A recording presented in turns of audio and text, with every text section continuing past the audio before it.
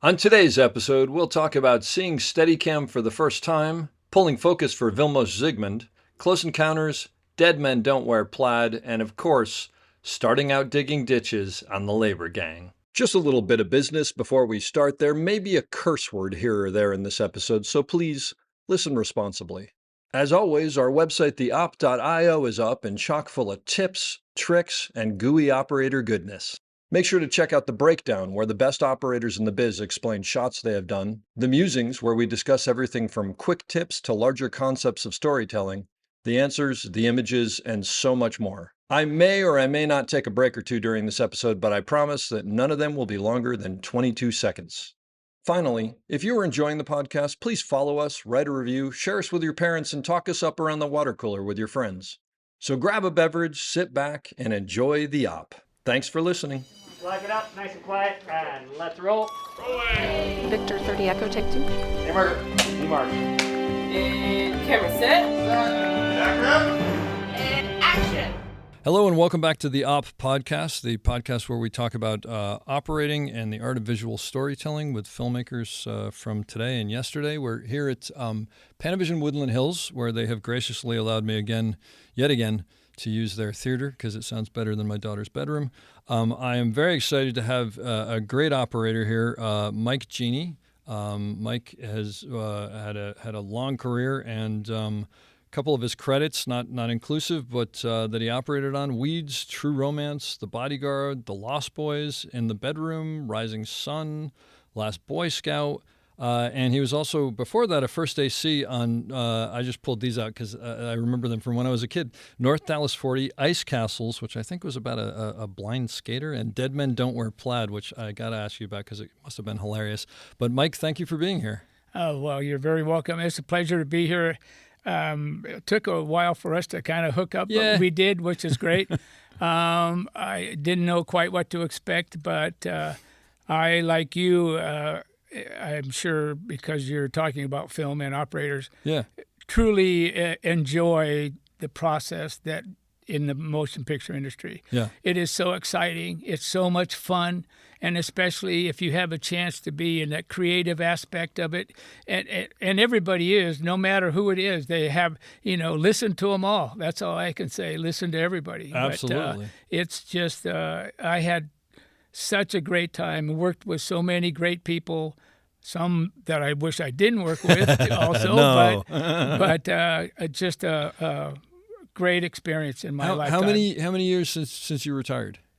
20. Wow. And how many? Digital was just coming in. Did you work with digital though a little bit, or maybe a day or two when I was phasing out? You could work a couple of days after you retired or something, and they would give me a call, and I was done then anyway, basically. And how many years did you work in the industry? I started digging ditches in the labor gang in 1962. What, in the labor gang? Yeah. What was that? At this local 724 at Universal Studios. Okay. In the labor department. We was digging ditches, sweeping stages, cleaning up all the trash, pulling nails. Oh, wow. And all that sort of stuff. My uncle, God bless him, was the Teamster at the time and well respected at Universal Studios. Wow. And so one day I was ended up being the night foreman. And I remember this like it was yesterday. And this is the absolute truth. I put it was a Friday night, and we used to work from 3 to 11:30. Yeah. And I would I let the guys go home kind of early because it was a slow night. I put my feet up on the desk, and I said, "Where am I going to go from here? Today's? Is that going to be my great today's?" And here I'll be 65 working and digging ditches. And I went to my uncle and I said to him, "Do you know anybody? What's the best job in Hollywood?" Yeah. Your uncle was in the industry? My uncle was the Teamster that got me the job. Yes, you said that. Yeah. And he said to me, he says, "Well, I know the head of the camera department. We go to St. Charles together." And I said, "Can you introduce me to him?" And so he set up an interview, and I talked to Bill Wade, Yeah. And he said, he tried to talk me out of it. He said, there's a lot of kids going on director sons and producer sons and everybody else. And I said, well, do you mind if I come in anyway? And he said, sure, you can. Yeah. So I hung around, and all these directors' kids and producers' kids and all that came and went, and I was still there. And so 9 months later, he gave me a job Wow. in the loading room Okay. at Universal At Studios. Universal? Okay. And I worked there for like 3 years. So all the mags from each studio or each stage, each movie, came back. each So you're came just back. loading. Loading, yeah. And if you worked the morning shift, they had these things called lungs, and a teamster would come in the morning, and we'd hook up all these lungs, and it's not like today where the assistants prep their own stuff. Yeah. They would studio would get it all ready. They would have a meeting the day before, and they would say this is what they wanted. They gave us a list at nighttime, and we would put it together. Wow. And then take it and drop it off. And then when they pulled it in and started shooting, and then when the mag was down, we would go get it, come back, and take another one back. And you're talking about with the stuff you would drop off. You're talking about cameras, lenses, everything. We pulled everything there was. Wow. If there was like an extra camera that day, we would get the extra camera together. If it was outside or special things, if they wanted low contrast filters, or if they wanted high speed motor, or if they wanted anything like that. Yeah. So in those days, in the 70, right? 60, late 60s, it was still BNCs and NCs basically, Wow. And location, you might have had you would have a second assistant if you went on location. Okay. But if you worked on the stage, Yeah. you didn't have one unless you had a crane. Wow. Oh. So you were always working by yourself. But the lenses used to fit in a little case. Sure. You know. But so you didn't even know what you were loading then. It was you didn't know if it was a idea. TV show or a movie or what. I had It was no just idea. It loading. was just And you did that for 3 years. I did that for 3 years on days and nights. Wow. But during the day, when I was working days, I would go in and the guys would on the set, and the guys would teach me Yeah. how to How to do the other jobs. Start by marking feet. And Yeah. They taught me to I would say to clap, the Hit the slate, sticks, and then then they helped me thread, and and since I was working nights all the time or whatever, I had all those cameras to play with. Wow. If they knew what I did with So- those cameras. Well, like what? Well, I took when Mad Worlds, which I believe was 70 millimeter, I took the cameras apart. I used to put them together. I did all kinds of stuff That's at night. unbelievable. Just to learn. That's great. Oh yeah, Wow. yeah. Do you remember who some of those assistants were that taught you that? Oh back in the yeah, day? yeah. Or is that going back too far? Yeah, no. There's Jim, a fellow named Jim.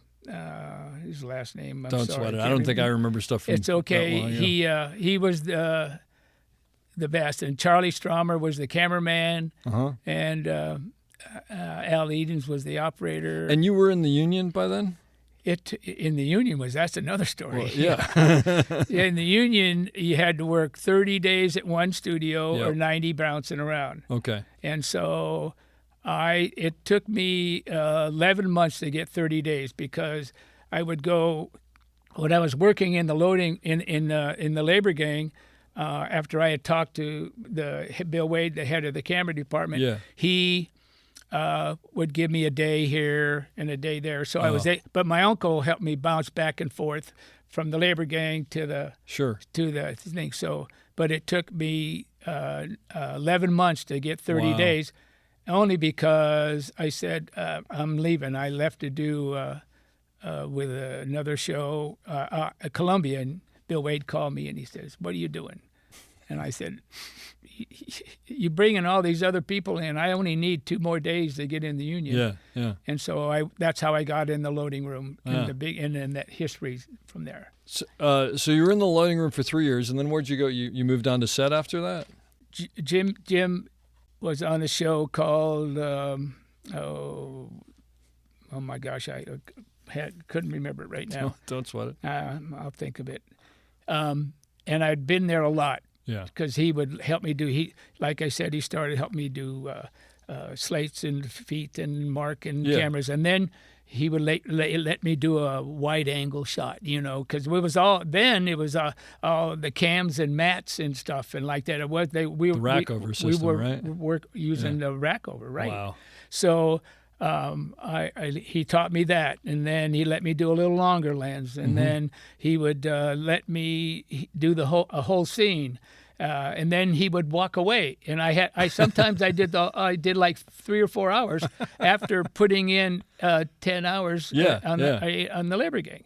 So he had a problem with an officer on the set, and then so Charlie Stromer, the cameraman, said, Mike knows what we're doing. I want Mike. So I went directly from the loading room to being the first AC. Wow. I was in the 30 days that I trained, I did second assistant work, but I went from being there because I had worked with them so long.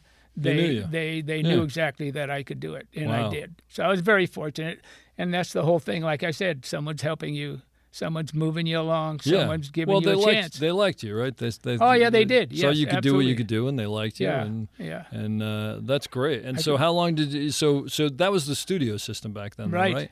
But so did you? Even in the studio system, you could stay on They could say, "I want him for the whole show," or they had moved.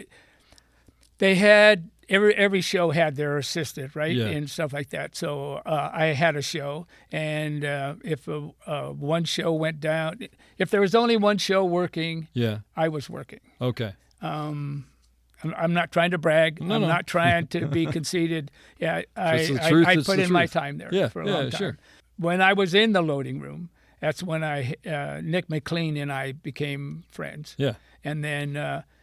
I did him a favor, and then he was an operator with Vilmos at that time. Yep. Okay. And so when Vilmos was coming into town to do at Universal, Nick knew I was there, and we got along really well. So that's how I got to be with Vilmos as his first assistant. Wow. So basically, you became part of that Nick McLean Vilmos. And did you do a lot of movies with them? I did Close Encounters. Wow. I was the first on Close Encounters.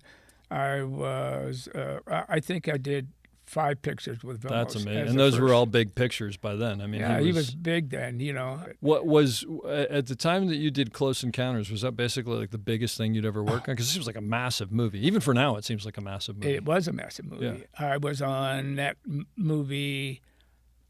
We started it before the end of the year. Yeah. So I think I heard there was a tax credit thing or something. Okay. So we started in the year, and that was the sequence where they spot all the spaceships and stuff like that on the blip on the machine, so that, and then we shut down, and then we prepped for a long time, and I was on it all the way through Alabama, and then, but I didn't do any of the other added stuff that. The other cameraman did, because I think that was all that Vilmos did after that. He didn't do some of the other stuff. It was like the end of first unit or something like that. Yeah. Well, when he added stuff, he changed.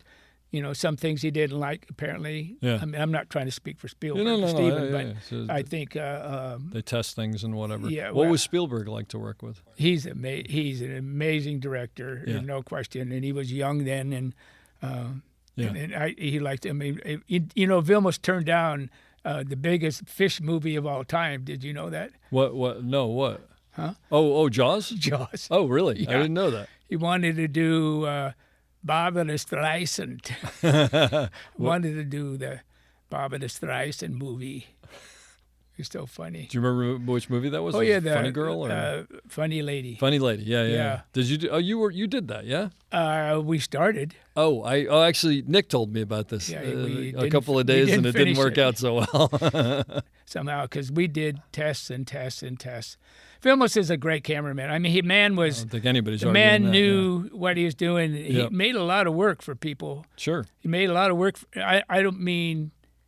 I mean, he made a lot of extra work. Sometimes. I see what you're saying. Yeah, A lot of people got to work. yeah. But he used to make us do all the roll numbers and the cut numbers of all the film stock. Wow. Because if he ever had to do retakes or he wanted that same He wanted the film. same. So we had to keep enormous rolls of stock available for scenes. That's a lot of work.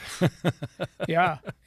And we had a lot of cameras. But anyway, that's So what? So then you assisted for obviously a while, and then what Quite did a you? Wait! Before we go on, Dead Men Don't Wear Plaid, which I think is a hysterical movie. great movie. I mean, I Michael always like that. Chapman I was brilliant. What's that? Michael Chapman was brilliant. Yeah, I always like to ask people who work on just movies that I think are hysterical. Is it hard to keep a straight face when you're shooting this stuff? You mentioned some great operators that I worked with. Yeah. One of the best, Eric Anderson. Eric Anderson. A funny man, a man that kept things lighthearted, but just really knew his job and Yeah. always protected people and things like that. And That's great. he used to have to tell us what he was going to do because we used to laugh and shake the camera so loud. Oh, so you're saying Steve Martin would prep you? He would tell us what he was going to do because we would start laughing. And he would realize that's not going to be usable. So no, we'd shake the camera. Yeah, but I'm saying Steve Martin would realize, Yeah. and So then he'd be able to. he used to tell us this, and That's it was great. great. And Michael Chapman was Yeah, that he was great, and that's really was good. All that rear projection, and I mean, and everything. It must have been a fun movie to make, just because it was all the throwbacks, sort of, Really very good. Yes, really really good, and people that you worked with. You know, there it was. As I remember, it was really a great project. Well, it seems like from people that I'm talking to that you were in sort of like a pretty tight knit, top notch group then that always kind of worked together. Is that right? We had a few of us that kept. Yeah. Everybody has that people that they Sure. know and they work with. I was very fortunate when I got to be with Vilmos at such an early stage in my career as an assistant that you people knew you by your name and stuff and say no matter what it was, you just kind of people you trusted and people that you knew could handle the job and under any stakes, whether no matter what. And we all kind of had each other's names and stuff that we would call first, if you're looking for a job, hey, Joe, what are you doing? Whatever, Sure. and stuff like that. But, they were – I'm the most fortunate human being, let me tell you. I don't know if I should say this, but for somebody that had no aspirations about film but had technical skills. Sure, obviously. Of judging distance and not saying that we never missed, of course, but judging distance and operating and contortions and organizing crews and all that sort of stuff. I was blessed. Yeah. I really was. And the people I got to work with, I was fortunate. That's fantastic. And so how did you make the jump, or when did you make the jump to operating? I was the first assistant on Staying Alive with Nick. Okay, the sequel to Saturday Night Fever? Right. Yep. And it was a big show, a lot of cameras, a lot of New York and stuff, and just real busy. And then after the end of the show, Nick asked me he was going to do Cannonball Run 2 or something like that. Okay. And or he's going to do a movie. I don't know which one it was. And he said, "You want to operate?" And I said, I don't know. Let me think about it. I really liked being an assistant. I really did. And so I said, later on, I said, yeah, I'd like to do it. Yeah. And so he made me an operator on the B camera. Okay. Michael O'Shea was the A camera operator. Michael O'Shea, sure. Ray Delamont was on the C camera. Yeah. And I was on the B camera. Oh, but it wasn't Nick's show? Nick wasn't on the show? Nick was the DP. Oh, Nick was the DP. Okay. Yeah, Oh, Nick I got was you. the DP. Oh, cool. Yeah. Very cool. Yeah. That's a boy. Those are a lot of big names right there. Yeah, good people. Yeah. Yeah. I worked with Michael Shea a lot as an operator. Yeah. He was a great lot. operator.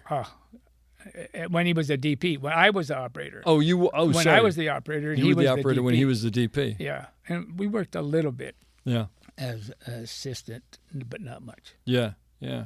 Wow, that's amazing. Yeah. And so you operated basically for the rest of your career. You DP'd towards the end a little bit. I DP'd a little bit, not much. Yeah. I was an assistant for like 15 years. Oh, okay. 16 So for years. a significant amount of time. Yes. Yeah. A long time. Yeah. And Oh, then wow. I operated almost as long. Yeah. Which one did I like the best? Some you had more Depends on the job. involvement probably, with looking through the lens and Yeah. stuff, until they got to a point when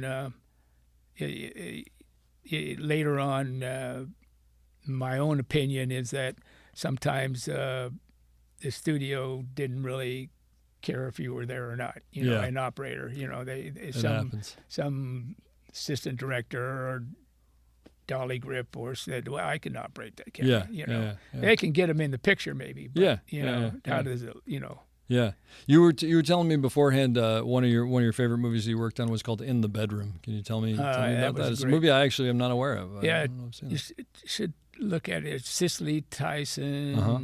and Todd Fields was the director. Oh, Todd Fields is Yeah. great. I didn't realize that. Okay. Yeah. Yeah. Todd Fields, and one of the best experiences ever. How so? What aspect of it? Well, he let me shoot all the second unit Okay. after the movie was totally done. Yeah.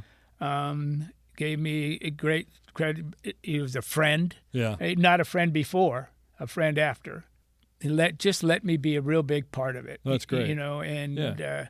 we used to ride to work together and stop and have a cappuccino, and he was just a good guy and a good, interesting. The Yeah. cameraman was Antonio Calbacci. Oh, he's an Italian guy. Yeah, Yeah. All right. yeah, Calbacci. So you know, one of the things that I try to pull out in this podcast is information for younger operators. So right off the bat, you know, what do you think is the difference between a good operator and a great operator? Like, what makes an operator? Like Nick, everybody talks about Nick being a great operator, and Nick, by the way, talks about you being a great operator. What do you think? What do you think sets people apart, or is important for operators that they need to know? Offhand, you I think you have to really pay attention. Yeah. And the very thought of just watching and really what's important, what's going on here, you know, and in being able to see the rehearsals and fighting for that. Really, I mean, it got to be difficult in later on, but to really put yourself in the middle, right? Just pay attention to what's going on. Yeah. And it's not just about composition and stuff. It's just, it could be not bad composition, but whatever worked for the shot. And Sure. how do you know that if you don't know that? Look at the characters and look at what's going on and So really, it comes down to the storytelling. I mean, it's it knowing really how to does. tell the Just- story, just- right? Just look at it, and this cameraman are going to tell you what they want. Sure. A lot of them will tell you what they want anyway, and it's up to you to do it. Yeah. But if you've been working with somebody for a while, you know they know that you you're going to be fine. They trust They you don't or have not. to be specific. Yep. You Yep. know, I want to end right here on this corner and right here on that corner. Were most people like that, or most people not like Some that? were. Yeah. Some were. And but the video taps weren't very good back then. So did you sort of sometimes take liberties and do what you thought was better? Probably, or I couldn't get what they wanted, Yeah, maybe or Sure. something like that. Sure. I was fortunate to have great dolly grips, Sandy Williams, Bill Young, and these guys were just amazing dolly grips. They could just put you in the right spot. Yeah. You know, make it look easy for you. Yep. You know, big. You're moving a big crane across somewhere, you know, and here you are just sliding into the right spot. Yeah. And all of a sudden, it just works. Yeah. I mean, I'm excited right now thinking about it It's because great, right? I really did enjoy it. Yeah. I really did enjoy. Do you remember when? You must remember when the first like the Luma crane came out and the first remote cranes came out. Was that just amazing to everybody what you could do with that? And when the techno crane came out and all those Sure, things. they were put you in positions that you couldn't do before. Did it start make you sort of? Did you start thinking of like all sorts of things you could do that you never could have done before? Or Well, I mean, the shots are still the same. Yeah. I mean, well, yeah. I mean, we did some amazing things on those little cranes. Yeah. I mean, except, well, we always had a crane when we went outside. oh, is that right? Basically, Yeah. Especially in early days, because they were a lot of westerns, a lot of outdoor sure. stuff, Yeah. and so a lot of cranes and stuff. Yeah. Because once you were on them, you never got off of them. Yeah. You know, because just bring it over here, come on, bring it over here. Yeah. You know, and but the thing I find about the crane, those Luma cranes and that sort of thing is. You don't have that sensation of being on the crane when it starts to go in. You're disconnected, right? Yeah, you really are, and so. But that's the biggest thing. There's a thing now that there are these Ronins and remote heads, and they're on so many shows.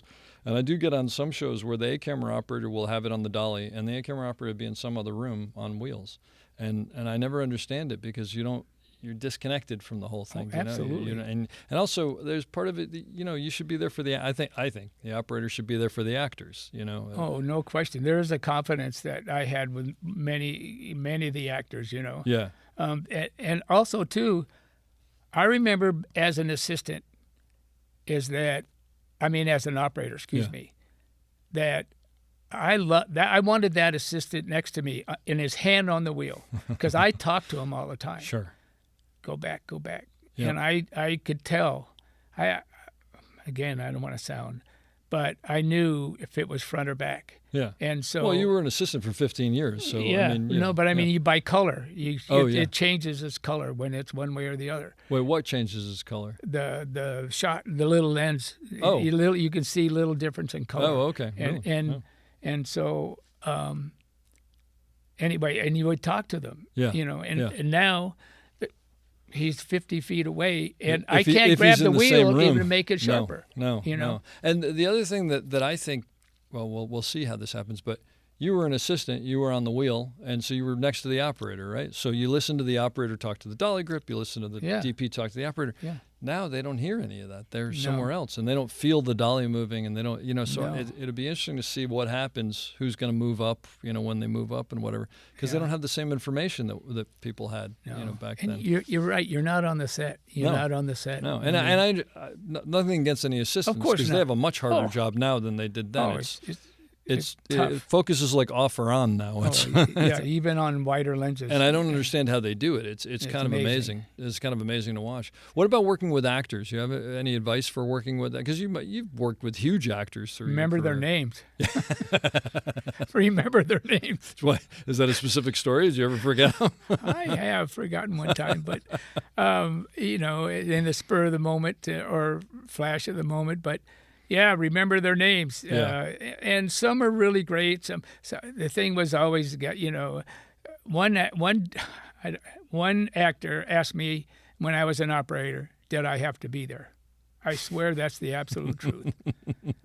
It is not a lie. It is the absolute truth. What was your response? I couldn't say anything, Yeah. But Couldn't say what you wanted to say? Raised my eyebrows probably and said, "Are you kidding me?" Because they couldn't see another actor in the scene or something, or just Well, then something's wrong with the layout, right? Yeah, sure. But was I that mean, their reasoning? I mean, that they couldn't make eye contact. I don't or know. something? Just because I'm looking at them. That's a weird question. And sometimes, I would take my eye out of the eyepiece sometimes, and cover it up and take a peek. Just to double check what's going on, or whatever, where I'm headed. Sure. But that's an absolute true story. I did a TV show that I'm not going to name right now years ago, and there was a day playing actress who was a little quirky, shall we say. Yeah. And it was a scene, it was a cop show, and two people sitting at a table talking to one person at a table. And we started to do the first take. And she just stopped and she looked up at the boom mic, and she goes, "Is that going to be moving around all throughout the scene?" And the funny thing is, everybody in the room sort of got very quiet, and it was just like, who wants to explain this to her? Who wants to tell her? Yeah, it's going to be moving around the entire She hadn't been scene. around very long. No, something was up there. I don't know what was up for that. How'd you get the job? Now, did you ever have a situation where a DP and a director wanted two different things, and you're put in the middle of that? Oh, sure. What do you do in that situation? Well, you let them work it out, hopefully, and show them what it would look like, either way. Yeah. And then, I would say I might go up to the DP or the director and say, "Well, why don't we show it both ways and see which ones you like?" Yeah. It didn't happen really that I had to make that choice. Yeah. Usually, I mean, there are differences, there are opinions and stuff on the set, but there's one leader. Yeah. So, so we have to help that if we can. And let me ask you about The Lost Boys, only because when I was younger, that was a favorite movie of all of ours. Film. It's a It's a really good film. It's fun. Great. Yeah. Is it fun to work on? Oh, so much fun. You got any stories from it? We were up in Santa Cruz. Yeah. We shot it up in Santa Cruz, and we had some night stuff, and we had crowds around, and somebody. I was on the dolly up on a platform, and some fella thought he would run up on the stage, and he was heading right at me. He was just coming right at me. Just someone from the crowd, you're saying? Someone from the crowd coming right at me. Michael Chapman got up and just took him out. He just took him right off the stage. And great protector. Wow. Great man, too. Well, there you go. Great man. Great cameraman and great man. Yeah. That's a classic movie. He used to sit and do crossword puzzles all day long. Is that right? Oh, yeah. Now, I mean, this was long before Video Village. So, where did they sit next to the camera usually, or? Well, or did they have videos video were back around, then? sure. They had video back then? Yeah. I guess maybe they did. Yeah. Well, Did they have video? Yeah, that was probably in 84, 85. Around. So maybe I don't know they did. I don't remember if they had it on that show or not. There's a lot of insert work, car work too, and do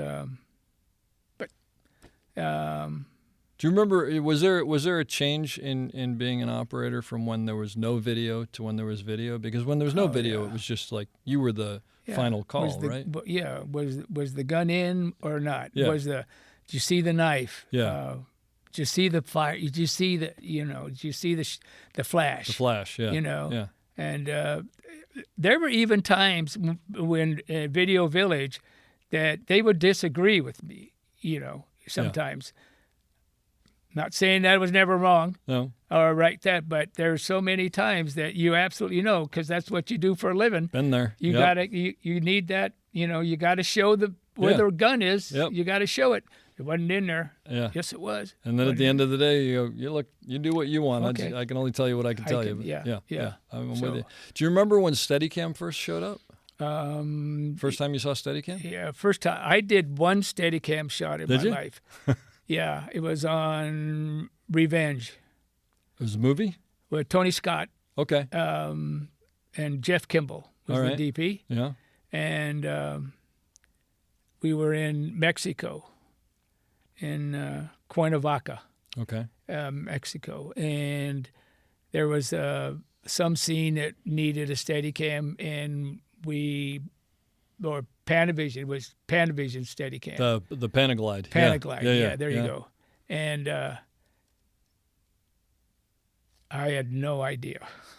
No, the balancing part. Had you seen it before? Oh, yeah, I'd been on a... Okay, so you knew we what knew it was supposed to do anyway. what it was supposed to do. Absolutely. No, I absolutely had known, but I had never... So wow. We did it. Yep. It wasn't the prettiest thing, but we got it. Yep. And but that's because they'd been around on some of the Rockies too, I think. And sure. moving in and pushing in, yeah. how it was. Yeah. Do you remember the first time you saw a Steadicam operator come out with it? What that was? Yeah, I think it was with the owner, the big guy. Garrett. Garrett. I think it was with Garrett. Yeah. I wasn't. I just was on a show that he was on. Yeah. Sure. And I mean, the reason I ask is because, to me, a film world without Steadicam, I'm a Steadicam operator. I can't understand it. But was it just like mind-boggling what it could do? Oh, it was great. Yeah. I mean, it was an amazing thing, an amazing piece of equipment. And do they use it too much? Some yes, some no. It's actually pulled back a little bit, I think. Has it? Yeah, it has. I mean, now they're using other things too much. So, Yeah, that's true. it's always the case. I was on a television series as an operator. Yeah. And Sandy Williams, who I'd mentioned before, is a dolly grip. Uh-huh. We did amazing things on a dolly. Yeah.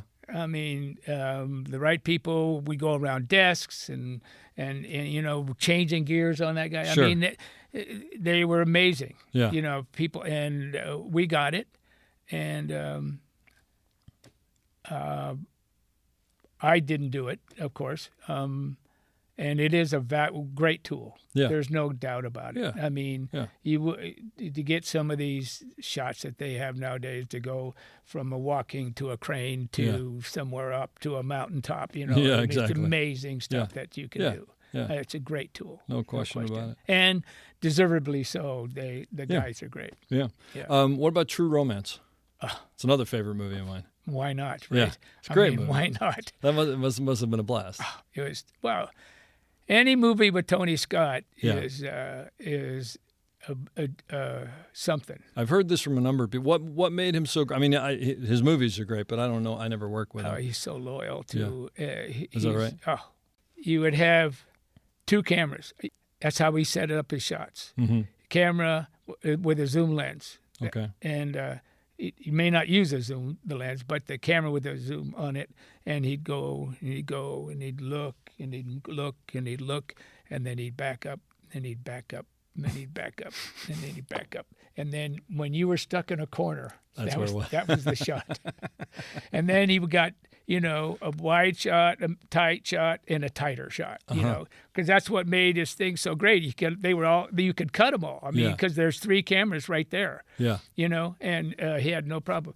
Yeah, but a great guy. Smoked, I don't know how many, 6 to 10 cigars a day. Oh wow. And missed the man dearly. He was a great human being. That's what everybody seems to say. Great And a great human filmmaker. being. And a great filmmaker. Oh, yeah. He really made some unbelievable films. I mean, True Romance is a fantastic movie. Oh, yeah. There's no question about it. Yeah, you never see.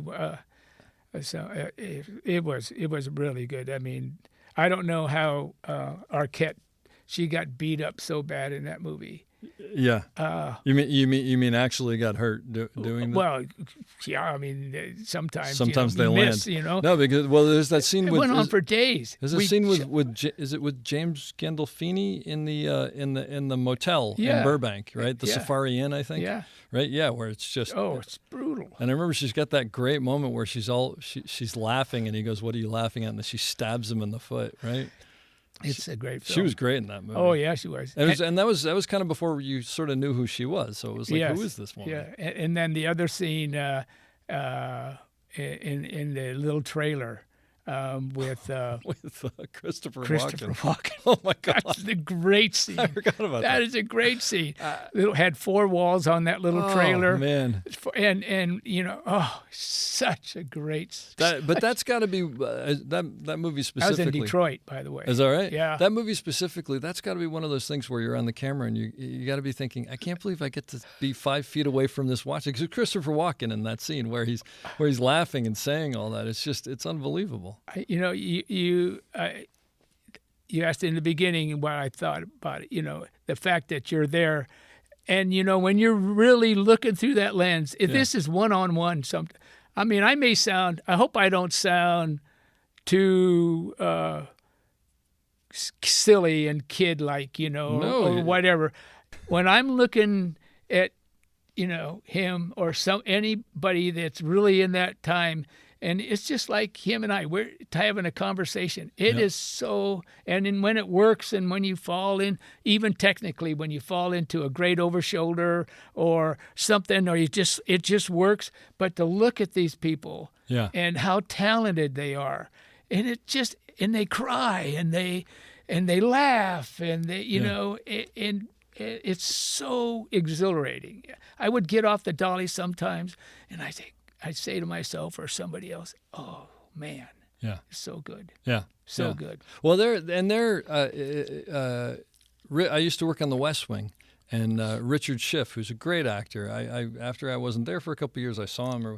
He said, "I miss having you on the camera." I said, "Well, I miss you too." And he said, "Well, I miss you because I miss you." But he said, "I always used to look at you when you'd take your eye off the eyepiece, and I could always tell by the look on your face whether I got it or not." Yeah. The reality is, I said to Richard, I probably had gas or something like that. but I always thought that was the nicest thing. Oh, it's very true. Because I think that's. I don't know if you found that, but I think sometimes that's what actors like. They want some sort of feedback of how did they do. And if they look at the operator and the operator's smiling or the operator's, I think they immediately go, "Oh, okay, something worked there." Yeah, that's. You remember any other actors on movies where you had that sort of same? Julia Roberts on Pretty Woman. Oh, okay. I was the operator on Pretty Woman. Oh, I didn't know that. Okay. Yeah, Wow. yeah. That did make us. That sounds dumb. Yeah. Which That part would be I just found out originally was called $3,000, or that was what the script was called, and they basically said that's the dumbest thing ever. I've read that script, and it was dark. It was dark too, right? The end of the movie is that he threw the money at her and went off. That's a different ending. Oh gosh, the ending was he hired her as his escort, right? And falls in love and all that sort of stuff. But the end of it, he dumps her at the end. He dumps her at the end. Did you shoot it or you never? Oh no, it changed before That's the gift of Gary Marshall. Yeah. That's the gift of Gary Marshall. He knew what kind of a movie he was going to be. He knows what people want to see, right? He's something. So Julia and remind me, was she a big star yet, or was that what made her a big star? I think she had done 2. Okay, so she wasn't quite Julia. That kind of put her on the map completely. Yeah, that put her on the map. But so she was. You could tell great. when you were watching her. Yeah, we got I got along with her very well. Yeah, and she was quite good in that. Yeah. And she was friendly and nice and very kind. She's great in that movie. Yeah. And you've done a lot of movies that have hit. Can you tell when you're shooting the movie whether it's going to be any good? Or actually, let me put it this way. Let me rephrase. You obviously think one way or the other. How often are you right that it's going to be good or not? Or is it too hard to tell? I can preface that by telling you a story. Yeah. I had a sound man on the first Rocky. Okay. Had his name taken off the credits. The worst movie he ever didn't want to be involved. Didn't want to be involved. Didn't want to be involved. Well, there you go. There you go. Yep. So do I? Sometimes you get, but sometimes it hits you more personally than others, and then you don't know the art of editing. Sure. The editorial end of it after it's out of our can their save hands. it or kill it. Just right? give it, yeah. Yeah. And another thing that I found is that if you have an idea. I can do this later if you. I had an idea that a shot in a thing, you should always mention it. If you have that relationship with your director or your DP, you should mention, I think this would really be a good shot. Yeah. And there on that Pretty Woman when on the bed and little girls crying and stuff like that. Yeah. I said, Tony, we need this shot. He said, okay, well, it's all in the movie. Yeah. Yeah. And Bobby Thomas, who was another great operator, who unfortunately he's passed away. We talked about a shot one time on that movie where she's taken away in the car to the funeral, and it starts out up down, looking down, and she goes out the door, and we chase her up and look through the mirror and zoom through the glass and see her in the car. And very well, Tony, we got it. I mean, Gary, you'll like this. Oh, this is a different. This wasn't Pretty Woman. This is a different movie. Right. Yeah. It's a different movie, Sorry. Yeah. But so basically, you're saying if you see something better, you should bring it up. Or in addition to. Yeah, absolutely. But politically, you got to think about when to bring it up and how to bring it up and who to bring it up to, right? Right. That's always the big. Yeah. How do you deal with those? How did you deal with those personalities on set? I mean, because they exist, right? I'm a pretty strong forward guy. Yeah. No hesitation to let my feelings known. Sometimes it was good for me. Sometimes it wasn't. Sometimes. I mean, I've been fired before because I was too strong of opinion on on something. Yeah. Yeah.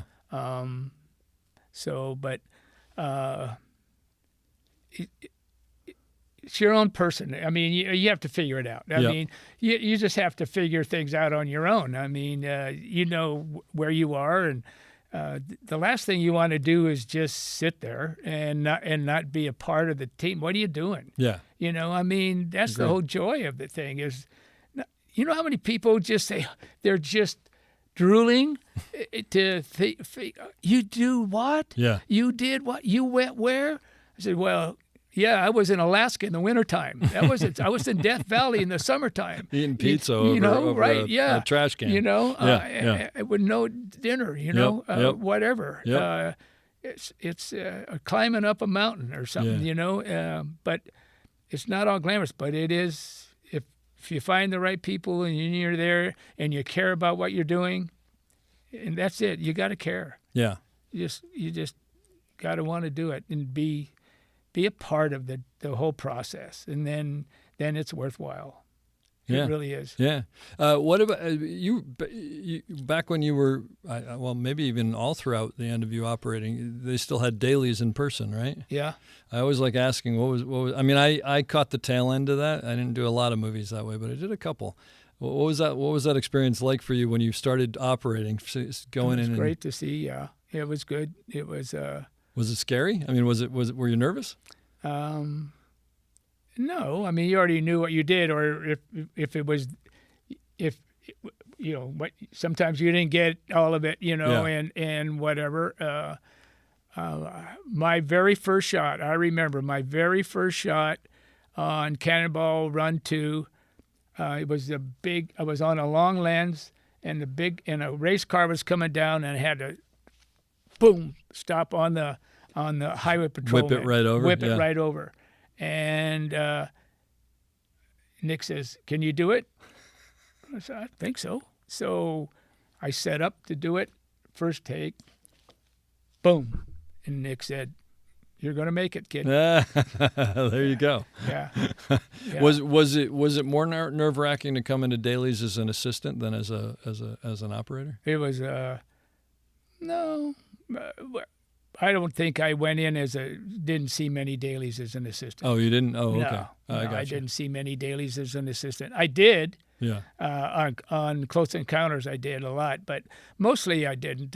And if the dailies were there, and then later on too, you couldn't see dailies on the screen. They gave you a CD, They give you or a DVD, and to watch it on a DVD Yep. or something like Well, that. now it's now it's I don't know if you know, but now you watch them on the internet, and it's like You do. it freezes up, and you can't get into the system. And what I almost never watch dailies anymore because it's such a complete pain to watch it, and it's not and it's jittery, and it's terrible.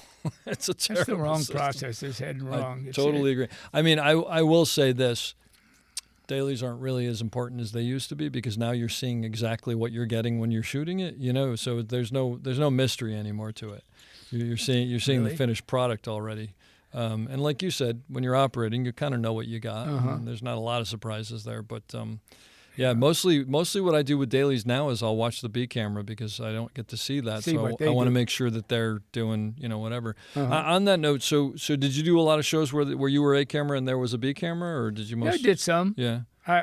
I did some. There was always Yeah. some cameramen don't like Don't B like. camera. Yeah, that's why I asked. So, yeah, I didn't some know. camera. Michael Chapman could care less if he had a B So camera. so when you're on A camera, what do you expect from the B camera operator? Like some people like them to be there all the time. Some people like them to only be there when they're called in. What do you think is what works? When I was an assistant, I said, if you couldn't touch the camera, you're too far. And not that I didn't tell an operator he had to be there. Yeah, but that was your feeling, yeah. But if you got be there, I mean, that's what you're doing. Be Just ready. be there. Yeah. Just be there. They're going to call you in. Just be there. Yeah.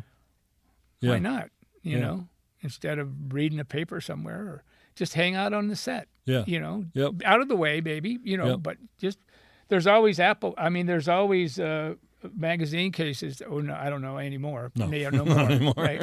See, But there's Apple boxes. That's how far I go back. It's funny because I have a piece of equipment. I found this place in Sun Valley that Panavision here sold a lot of their old cases to. So I picked a couple of them up for like $20 or whatever. Sure. Like a 1,000-foot mag case. And I bring them on set, and all the old timers are like, "Oh my gosh, I remember these," and the younger kids are like, "What is that? What is that?" And it's like, how could you not know what a 1,000-foot mag case looks like? It's like, right? It's what we all used to sit on. Did you ever see the 2,000-foot cases? Actually, they have a couple of those Do over they? there. There weren't many of them, but they're massive. No, for all of the For the sitcoms. sitcoms, right? yeah. Did you ever do any sitcoms? I did Lucy on the second go round. Okay. Not the original I Love Lucy, but the second So time. this is like still 1970s, early 70s? Had to be, Yeah. because I was an assistant. So Yeah. yeah, Was that a proper like 4-camera show sort of? it was at Yeah. that time. Yeah, Dollies or pedestals? no pedestals. No pedestals. Dollies. I never was on a pedestal. Never, I okay. never saw one. Gotcha. But you were assisting on that. I you was said. assisting on. I had a lot of fun on a movie called Doc Hollywood. That was fun.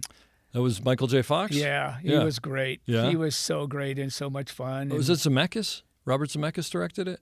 No, Oh, I don't remember. no, I don't think so. I could sort of see I could sort of see the picture. I But don't think no. he's a good Michael J. Fox I hear is a good guy. He was Good great. guy to work with. Yeah. And he was a young kid back then, probably right in Oh his gosh, 20s yeah. or so. Yeah. He would just Yeah. absolutely. I worked on, I say, Last Boy Scout. That was fun. Yeah. And Rising Sun. It Uh-huh. didn't do much, but No. Beaches. Is that that's Bette Midler. Yeah. That's the one you're talking That made about. a fortune. Yeah. Oh, it's huge. Gary huge. Marshall. Never saw it, but it's huge. Yeah. Oh yeah. Yeah. You never saw it? No. It's summertime, and I'm in the front yard with my wife, and it's a Saturday. Okay. And the mailman comes, and I go and I get the mail, and there's an envelope from Gary Marshall, and I open it up, and there's a letter and a check. I won't tell you how much it was, but it said, "Thank you for all your wonderful contributions Wow. to this thing. You were definitely, I can't remember the Yeah, exact some- word but- verbatim. This was for the movie Beaches. You Right. said Yeah. Wow. He said, we did so well. that's great. This is, a and little he did profit it. sharing. Yeah.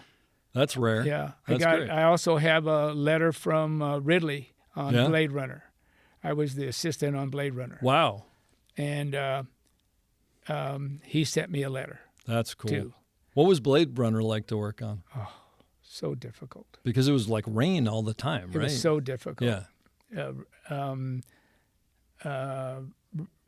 Ridley was amazing. Yeah.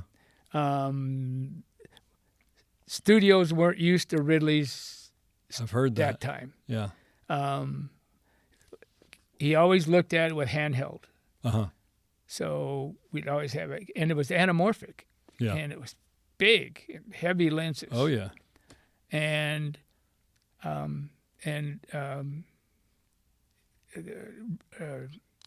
was sick. The cameraman, Jeff was sick at the time. So he said, give me the camera. So I'd give it to him, and he'd walk away and go like that. And just drop it? Yeah. I'd have to catch it, Oh, boy. But we ended up getting along really well. Yeah. And he also sent me a letter thanking me. Was that movie because I've heard just so many stories about the movie. Was that one of those movies where you were making it and you were like, there's no way this is going to be any good? I don't know. It looked so beautiful Did it? at the time okay. when we shot it. Yeah. It was different than anything else, right? so it's gorgeous. on a different level. It's just amazing. And they ran it, that's when HMIs were just coming in too, Yep. and then you had to run different speeds, right? Yep. If I recall. Yeah. Right, and Steve Syncing. Smith, who's now passed away, was on the B camera. Mm-hmm. He was at a 180 all the time. Yeah. I think it was 2.8 Yeah. at that time. Wow. And I was on. I used to shoot. Well, I didn't shoot. I was the assistant, and we were wide open. Yeah. At minimum distance. Oof. A half a turn is Yeah. 4 inches. Yeah, sure. We were 100 millimeter at 4 feet sometimes. Crazy. But it was a great job. We did pretty good for no video, anything like You that. had to trust your operator, and you had to know They what you were great, doing. yeah. And those And were the days. Bob Thomas was the operator. Yeah. Yeah, I was when we were up in we were up in Kindergarten Cop, and he got married, and I was his best man, and my wife was his. Oh, that's great. My wife was her Maid of honor. Yeah, Oh, that's great. Great people. Yeah. He's passed away now Yeah. too. Yeah. Cameraman Kimball was kind to me. He's the one that got me. I interviewed with him, and he's the one how I started working with Tony. Jeff Kimball. Jeff Kimball. Yeah. And those were all good people. Yeah. I enjoyed them. I was a big old Texas Southern boy. Always wore a Hawaiian shirt. Yeah. Yeah. Of course, I had 4 daughters too, and Yeah. I had kids in Catholic in Catholic school. No, it's not always easy to make the jump when you got something good going. I just, it would take too much from me. Yeah. I was gone enough as it was Yeah. away, so. And actually, I don't ask a lot of people that. How did you had 4 daughters? 4 daughters, you say? You raised, and so they must have been young when you were, going out to Alabama to do Close Encounters and all these different movies. The family came with me in Alabama. Yeah. Yeah. They were young then. Yeah, they were young. I took them to Canada, took them to Alabama. We went to up north in San Francisco. Oh wow! That's when great. when they were on vacation or Sure. just missed, they'd get my wife Karen would get the schoolwork, ahead of time, and we'd get it done. And Oh, that's great. So did they look back on that fondly? they in those remember experiences? they remember Canada and the lights and the long Northern long Lights? days, Yeah. and they remember just miles of grain and oats and that's nothing great. up there, and then they remember New Orleans, and they remember remember some That's great. things. Any of them go into the film industry? I had one daughter was in production. She said, "I can't stand those." She's too smart for a-holes." that. And then my nephew Nick, it was, and then my my son-in-law. Uh huh. Yeah, Wow. So you got a couple people. a couple in of the people business. that are that are involved with it work a lot. Yeah. All struggling right now, of course. Yeah, well, we're in the Yeah, middle of the strike, but right hopefully now. that'll change. Yeah. And do you miss it? Not anymore. Not anymore. Not anymore. I'm okay. I love film. I go to the movies. Yep. Sometimes I see them. They haven't gone because of COVID Yeah, for sure. many years. You know. By the way, where it's worth going, I just found it. You know the Academy Museum on Fairfax and where they have an unbelievable theater, like gorgeous, and everybody there is there to watch a movie. They're not on their phone or something like that. It's such a pleasure, and they show old movies, obviously. Yeah, that's great. In fact, I was talking to Karen and said I want to go. I haven't seen it because it's only 4 months now. 5? How long has it been there? No. It might be there longer than that. Really? I think it snuck up on me, but it's relatively new. Yeah. Okay. But it's worth going to see a I movie wanna there. go. And they're like, I think it's $10 or $5 or something like that. It's really And worth it. maybe if we have the card, we could get. Yeah, no, if you get the car, you can get in. It's not bad. And like I said, the best thing is all the people there want to see the movie. They're not on their phone. They don't have a Right. kid with them. They don't They're want not chit-chatting with popcorn. Yeah, and that's one of the reasons. Even before COVID, I sort of stopped because I was like, "This is driving me nuts. I just want to watch the movie. You're on your phone." But anyway, whatever. I'm a curmudgeon. I know. Me. Oh, I am too. I'm awful. Well, I was at the Lemley a couple of years ago. I tell this story all the time. We were watching a film, and I was on the left, and there was a couple on the other aisle over there, and she had a headset on, listening, to the vocals on the screen. Yeah.